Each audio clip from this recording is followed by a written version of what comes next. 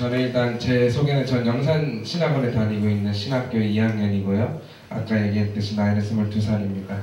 그래서 오늘 설교할 내용은 제가 많이 고민을 했는데 사실 목사님이 저한테 원하신 주제 한 가지랑 제가 일주일 동안 은혜 받은 주제 한 가지가 있어서 그 두 가지 주제가 사실 합쳐지지 않아서 참 많이 고민했습니다. 근데 하나님이 그 두 가지 주제를 다 하기 원하시는 것 같아서 약간 중구난방이라도 여러분이 이해해 주셨으면 좋겠습니다. 그래서 첫 번째 주제는 아까 목사님이 하셨듯이 제 과거에 대한 얘기인데요. 그래서 하나님은 정말로 어둠 속에 있는 저에게 찾아와 주셨습니다. 정말로 제 삶은 시궁창 같았는데 그 시궁창에 예수님이 찾아오셨습니다. 정말로 죄인들과 같이 식사하시고 매국노라고 치부했던 삭개오에게 찾아오셨던 것처럼 아무도 저를 바라보지 않을 때 예수님이 저를 바라봐 주셨습니다. 그래서 저는 어릴 때 전교 1등을 도맡아서 했었습니다. 네. 초등학교 때. 초등학교 때 전교 1등을 도맡아서 했는데 그 했던 이유는 제가 장남이고 부모님이 공부에 대한 열의가 엄청나셔서 저는 학교 끝나고 들어가서 항상 10시까지 공부했습니다. 그래서 집에 들어가면 과외 선생님이 기다리고 있었어요. 그래서 항상 도망치고 싶었습니다. 이게 심각하게 안 들으셔야 됩니다. 항상 약간 공동체가 아니라 우리 학창 시절에 있으면 저는 약간 별명이 마마보이였어요. 그리고 항상 축구하자 그러면 집에 가서 공부해야 했고 놀자 그러면 엄마한테 물어봐야 된다고 생각했어요. 항상 엄마한테 물어봐야 된다고. 그래서 항상 항상 예를 들어서 중학교 때 제가 중학교를 처음 들어갔는데 야동 얘기를 하더라고요. 근데 저는 야동이 뭔지를 몰랐어요. 그래서 따돌림을 당했습니다. 약간 뭐든지 뒤쳐졌었어요. 그리고 뭐든지 약간 바보 같은 거 있잖아요. 그리고 약간 어리숙하고 그리고 약간 제가 옛날에 기억나는 게 그런 애들 있잖아요. 초등학교 때 떠든 사람 이름 적어놓으라 그러면 열심히 적어놓고 선생님한테 ill고 한 번은 친구가 500원을 내일까지 가져오라는 거예요. 저는 굉장히 충격이었습니다. 그래서 선생님한테 일렀어요. 그래서 그때도 많이 맞았던 게 기억이 납니다. 그래서 초등학교 때 별명은 마마보이였고요. 근데 제가 중구난방이라 죄송합니다. 고등학교 때 제가 한참 기도를 하는데 하나님이 갑자기 무언가 생각나게 해주셨는데 초등학교 때 왕따 당했던 거를 하나님이 기억나게 해주시더라고요. 그래서 저는 초등학교 때 제가 6년 동안 왕따인 줄을 몰랐어요. 그래서 애들이 저를 싫어하는지 몰랐었는데 한 장면을 보여주셨는데 선생님이 이제 짝꿍 정할 시간이에요 하면서 짝꿍을 정하라 그랬어요. 마음대로. 근데 한 명씩 이렇게 짝꿍 하자 하는데 다들 저를 피하는 거예요. 근데 저는 그때도 애들이 저랑 짝꿍을 하기 싫어하는지 몰랐어요. 그래서 그때를 보여주면 제가 초등학교 때 왕따인 거를 알았습니다. 그리고 중학교 때는 제 별명이 한 8가지 정도 됐었습니다. 두더지, 돼지, 질퍽이, 묵은지, 비버, 님이, 요인님이 그리고 저를 놀리는 노래가 항상 음악 시간에 울려 퍼졌습니다. 그래서 전교생이 저와 친했었는데 전교생이 다 저를 무시했었습니다. 그래서 뭔가 얘는 때려도 되는 애, 그리고 얘는 약간 무시해도 되는 애 같은 그런 아이였습니다. 그래서 고등학교 올라가서는 참 많은 사건이 있었는데요. 그래서 제 별명이 못생긴 애였습니다. 근데 제가 지금 기억해보면 제가 그때 애들이 저보고 다 못생겼다 그랬는데 집에 들어가서 거울을 보면은 진짜로 아무리 생각해도 못생겼다고 생각이 안 되는 거예요. 진짜. 정말로 진짜 그때 그렇게 생각을 했어요. 그래서 참 하나님이 지켜주셨는데 네. 하여튼 그런 학창시절을 보냈었습니다. 그리고 선생님은 저한테 항상 너는 교실에서 소화전같이 빗자루처럼 조용히 있어라 이렇게 말씀하신 것도 큰 상처가 기억이 나고 맨날 제 뺨을 때리는 애가 있었어요. 근데 저를 뺨을 맞으면서 뭔가 제가 뺨을 그냥 맞으면 너무 불쌍하잖아요. 그러니까 친한 친구처럼 노는 척을 했습니다. 그럼 약간 슬퍼하지 않으셔도 돼요. 다 회복이 돼가지고 전혀 슬프지 않습니다. 맨날 빵 되는 애도 있었고, 그리고 하루는 빵을 사오라고 했는데 그게 제가 빵을 진짜 사오면 빵돌이가 되는 거잖아요. 그래서 내가 갔다 오는 김에 너 것도 사줄게 라면서 거짓말했던 것도 기억이 납니다. 그래서 한 번은 또 중학교 1학년 때, 고등학교 1학년 때 제가 그때 항상 혈기왕성한 시기잖아요. 저한테 여자친구를 소개시켜준대요. 근데 저는 항상 알다시피 못생긴 애라고 들어왔으니까 저는 절대 여자친구가 있을 거라고 상상도 못했어요. 근데 저한테 여자친구를 소개시켜준다고 연락을 받았어요. 그때 카톡이 없어서 문자를 했는데 문자를 정말 열심히 했었어요. 근데 알고 보니까 저쪽에서 수군대면서 웃고 있는 거예요. 저게 남고였거든요. 근데 알고 보니까 여자인 척을 하고 저랑 문자를 했던 거예요. 그래서 약간 이렇게 슬퍼하지 않으셔도 돼요. 그리고 또 한 번은 2학년 때 또 그런 일을 또 당했어요. 또 여자 소개를 시켜준데 제가 막 밝히고 그런 건 아닙니다. 근데 다 그러잖아요. 예수님 안에서 다 회복받았습니다. 그래서 또 연락을 열심히 했어요. 또 근데 그때 아직도 기억이 나는데 비 오는 날이었어요. 월드컵 하는 날인데 그때 올림픽 공원에서 만나자고 하더라고요. 그래서 올림픽 공원에서 한 2~3시간을 기다렸는데 안 오더라고요. 알고 보니까 그것도 똑같은 그런 상황이었습니다. 그래서 또 너 어제 어디 갔었냐 해서 아니 나 공부했는데 라고 또 거짓말했던 게 기억이 납니다. 또 꽃뱀한테 물렸던 사건도 기억이 나는데요. 원래 이렇게 체계적으로 하진 않는데 제가 시기가 너무 많이 지나서 이렇게 적어놓고 한 경우는 처음인 것 같아요. 그래서 어떤 경우였냐면 제가 분당에 가서 분당 친구들이랑 어울리게 됐어요. 그래서 어떻게 어울리게 됐냐면 웃기다고 해서 애들이 재밌다고 같이 놀자고 하더라고요. 그래서 맨날 놀았는데 제가 거기서 한 친구를 좋아했었어요. 근데 한 친구를 좋아했었는데 그 친구는 저를 좋아하지 않았는데 제가 그 친구를 좋아하지만 그 친구는 저를 좋아하지 않지만 제가 자꾸만 사귀어주지 않으면 제가 거기서 무리해서 안 나올까봐 여기 있던 애가 걔한테 저랑 사귀라고 시킨 거예요. 그래서 사귀기 시작했습니다. 근데 제가 손만 잡으려고 그러면 무슨 오물 취급하듯이 싫어하더라고요. 그리고 제 앞에서 다른 남자랑 발베개도 하더라고요. 온 거 아니에요? 네, 그리고 정말로 헤어져야겠다. 날 좋아하지 않는구나 느꼈을 때 정말 헤어져야겠다 했는데 그때까지 그 옆에 있던 친구가 아니 너 왜 헤어져? 걔가 너 위해서 학종이 1000개 적고 있어라고 또 얘기하면서 그것도 또 속았던 것도 기억나고 제가 돈도 많이 갖다 줬던 것 같습니다. 집 나가면 같이 있어주고 찜질방비 대주고 참 등신같이 살았죠. 근데 그때는 왜 그랬냐면 저랑 같이 얘기해주고 저랑 같이 놀아주는 사람이 있다는 게 감사했고 그리고 돈으로라도 친구를 살 수 있으면 사고 싶었습니다. 그래서 그렇게 했는데 그게 그렇게 남들도 다 그렇게 사는 줄 알았어요. 가정에서는 저한테 장남인 저에게 기대하는 바가 많았는데 점점 삐뚤어진 저에게 실망하기 시작하셨고 부모님한테 들어봤던 욕이 너무 많았던 것 같습니다. 뭐 호로 새끼 나가 살아라 집은 왜 들어오냐 호적에서 파버리겠다. 그래서 막 정말로 가정에서도 부모님과 많이 다퉜던 것도 기억이 납니다. 그래서 이게 다 진짜 여자친구 뭐 여자 소개시켜준 것부터 시작해서 왕따 당했던 것부터 시작해서 이런 다 사건들이 제 기억 속에는 없었어요. 근데 기도하는데 하나님이 다 생각나게 해주신 거예요. 근데 전 기분이 굉장히 나빴던 게 아니 왜 하나님이 제가 왕따였던 걸 생각나게 해주시고 왜 그런 수치스러운 부분들을 생각나게 해주시냐고 물었는데 주님이 저한테 그렇게 말씀하셨습니다. 너는 그 상처의 순간을 잊었을지 모르지만 나는 하나하나 다 세고 내 마음에 새기고 불꽃 같은 눈동자로 보고 있었단다. 그래서 내 기억 속에 잊혀졌던 기억이 예수님이 임재하시니까 기억났던 것입니다. 그래서 저는 그 상처의 순간을 다 까먹고 있었지만 주님은 정말로 그 상처의 순간을 하나하나 다 기억하고 계셨습니다.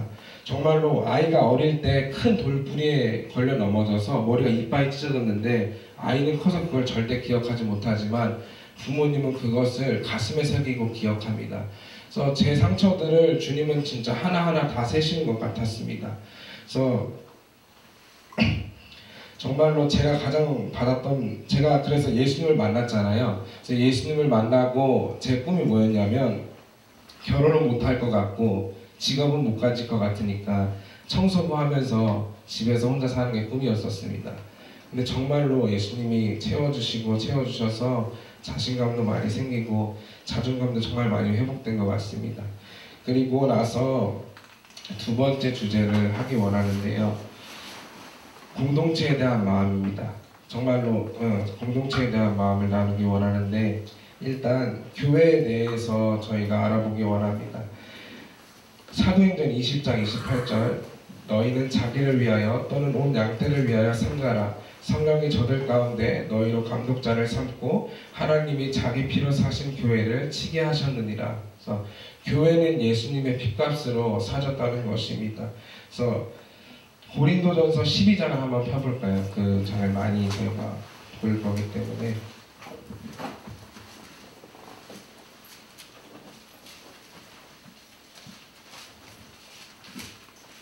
네, 고린도전서 12장 13절 다 같이 읽어볼까요? 우리가 유대인이나 헬라인이나 종이나 자유자나 다 한 성령으로 세례를 받아 한국이 되었고 또 다 한 성령을 마시게 하셨느니라. 그래서 여기서 제가 집중했던 부분은 한 성령을 받았고 한 성령을 마시게 하셨다는 겁니다. 그래서 이 부분에 제가 어떻게 와닿았냐면 자의적이지 않고 타의적이라는 부분을 느꼈습니다. 그래서 성령으로 세례를 받았고 성령으로 주님을 마시게 하셨는데, 제가 그때 받은 말씀이 2000년 전에 십자가 위에서 예수님과 같이 못 박힘으로 우리 다 같이 한 성령을 마셨습니다. 그래서 그 되어진 공동체를 파괴하거나 지켜나가거나 둘 중 하나라는 마음이 들었습니다. 그래서 피터 제임스리, 카톨릭 주교의 피터 제임스리는 이런 말을 했습니다. 만일 여러분이 이단과 분열 중 하나를 선택해야 한다면 언제나 이단을 택하십시오. 이단자는 단지 잘못된 견해를 가진 죄밖에 없습니다. 하지만 분리주의자는 그리스도의 몸을 찢고 분열시켰습니다. 그러므로 인해 언제나 이단을 택하십시오. 라는 말을 했습니다. 정말로 우리가 공동체를 파괴하거나 공동체를 분열시키는 행위가 그리스도의 몸을 찢는 거라는 생각이 들었습니다. 그래서 특별히 제가 여기서 공동체에서 하나님이 항상 처음부터 끝까지 저한테 말씀해 주셨던 분은 연약한 자에 대한 마음입니다. 고아와 과부에 대한 마음, 그리고 왕따에 대한 마음, 그리고 항상 뒤처져 있는 사람들, 그리고 전 심지어 이기적이어서 남들이 싫어하는 사람까지도 맞은 자라에 포함된다고 생각합니다. 그래서 연약한 자는 같이 있기 싫습니다. 그래서 연약한 자보다는 활발한 무리에 속하고 싶습니다. 그리고 나랑 얘기가 맞고 나랑 마음이 맞는 사람과 놀고 싶습니다. 연약한 자를 언제 한 번씩 캠페인적으로 우리가 섬기고 그리고 예수님의 마음으로 다가가는 건 가능하지만 우리의 삶의 일부가 되는 건 정말 싫은 것 같습니다. 그러니까 저는 연약한 자를 만나면 정말로 연약한 자는 상처투성이어서 제가 다가가면 예수님을 영접하고 엄청 변화되고 저한테 막 은혜를 받기 원합니다. 그럴 줄 알았어요. 근데 전혀 그렇지 않습니다.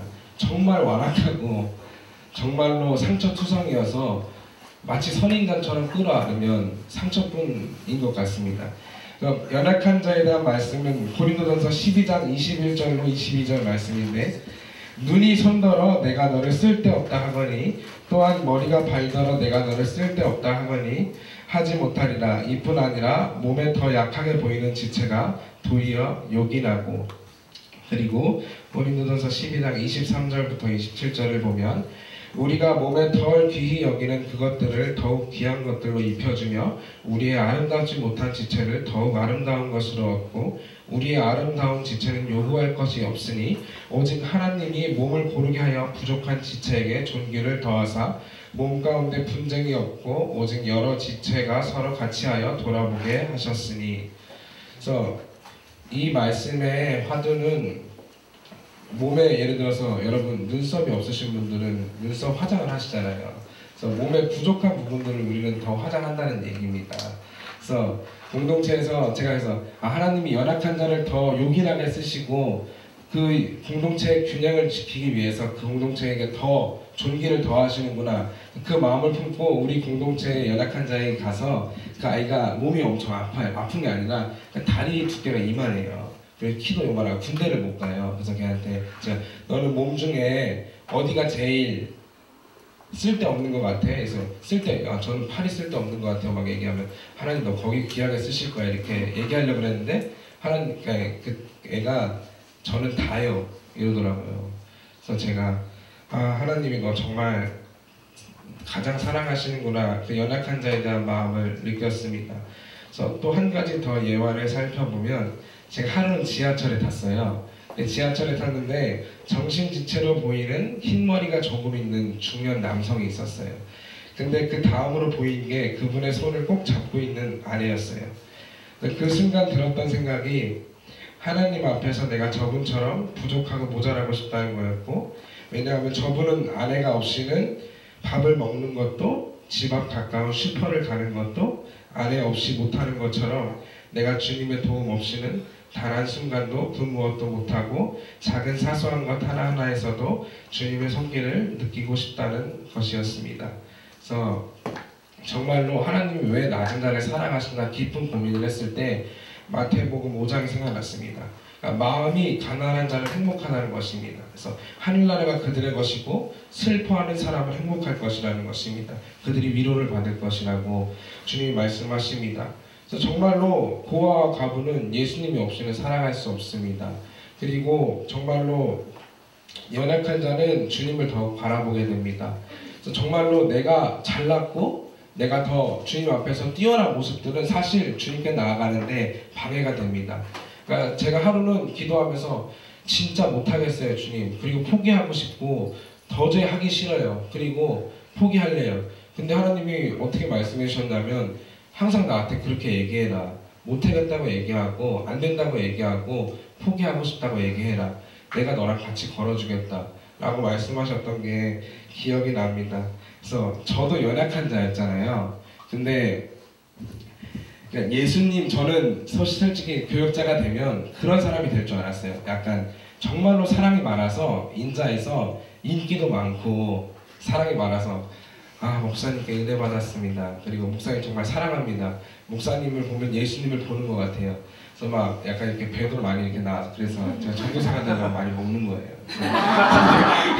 그래서 내가 그런 사람이 될 줄 알았어요. 근데 정말로 제가 예수님이 연약한 자를 품으시잖아요. 그래서 예수님이 연약한 자를 옹호하다가 욕을 먹으신 게 진짜 많아요. 성경에.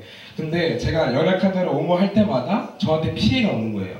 그래서 한 번은 어떤 경우가 있었냐면은 제가 도둑질한 친구가 있어요. 맨날 도둑질을 해요. 그럼 걔 보호하다가 저 욕 다 먹고 지금은 기억이 안 납니다. 죄송합니다. 기억이 안 나는데 하여튼 그런 연약한 자를 품을 때는 항상 저에게 피해가 돌아옵니다. 손해가 돌아오고. 그래서 근데 제가 연약한 예수님을 봤을 때 예수님은 초라했다는 게 생각이 났어요. 내가 연약한 자를 품을 때 그리고 예수님과 걸어갈 때 그런 높은 자리에 있는 게 아니라 정말로 초라한 모습이라는 게 생각이 났습니다. 그래서 제가 아까 얘기했듯이 제가 연약한 자였는데 제가 좀 이렇게 친구도 많이 생기고 그리고 제가 하나님이 채워주셔서 좀 이렇게 인기가 좀 있어졌어요. 여자친구도 생기고 은혜로 생겼는데 어떤 모습 때문에 반했냐고 그러니까 찬양하는 모습 때문에 반했다 그러더라고요. 정말 주님이 없이는 단 한 순간도 살 수가 없습니다. 모든 것이 주님의 은혜예요. 근데 정말로 제가 생기다 보니까 그리고 채워지고 제 주위에 있는 인기가 많아지다 보니까 제가 낮은 자랑 인기를 꺼려하기 시작하더라고요. 그래서 오기 전에 정말로 최악의 사건이 저한테 벌어졌습니다. 정말 눈물이 났는데 제가 공동체에서 낮은 자가 있었어요. 낮은 자라고 얘기할 것도 없지만 막 이렇게 약간 좀 이기적이라고 공동체에서 불려지는 사람이 있었어요. 암묵적으로. 근데 그 사람이 한 번 특송을 하기로 했는데 그날따라 또 제가 많이 화가 났었어요. 뭐 때문에 화가 났냐면 제가 주님의 눈물이라는 곡을 하고 싶었어요. 근데 그 지체랑 저랑 저보다 어린 지체랑 같이 특송을 하게 된 거예요. 그래서 곡을 정하게 됐는데 그 지체가 슬픈 게 하기 싫대요.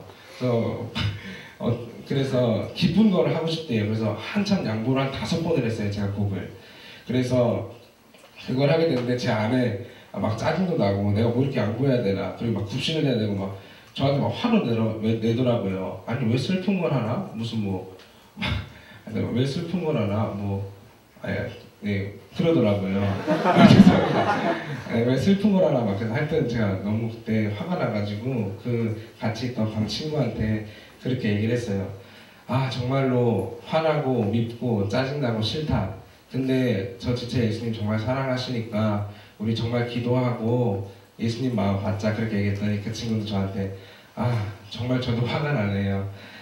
사랑할 수 있을까 이렇게 보낸 거예요. 근데 그 카톡을 제가 은혜 받아서 제 여자친구랑 제 공동체한테 올리려고 했는데 실수로 3명 있는 카톡방에 올린 거예요.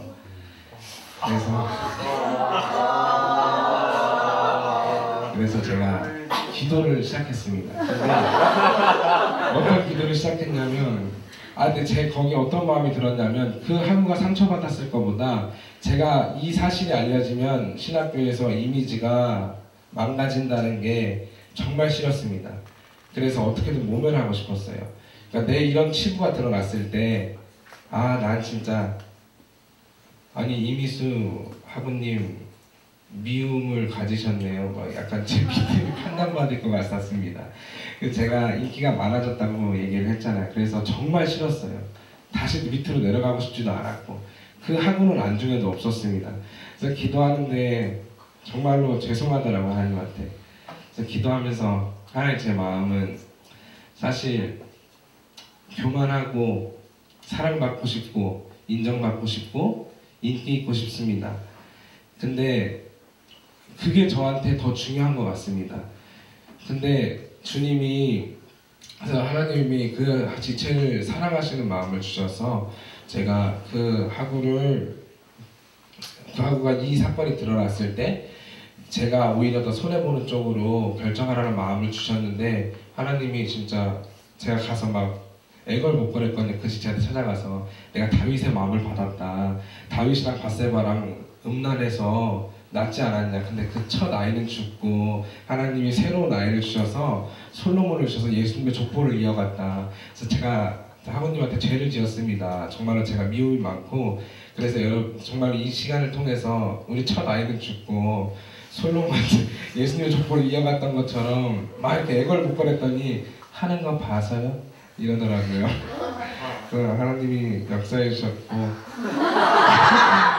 그랬습니다. 그래서 중고난방해서 죄송한데 정말로 하나님이 연약한 자를 향한 마음을 그리고 여러분에 있는 그 상처들을 여러분이 이 시간 가운데 느꼈으면 좋겠습니다. 감사합니다.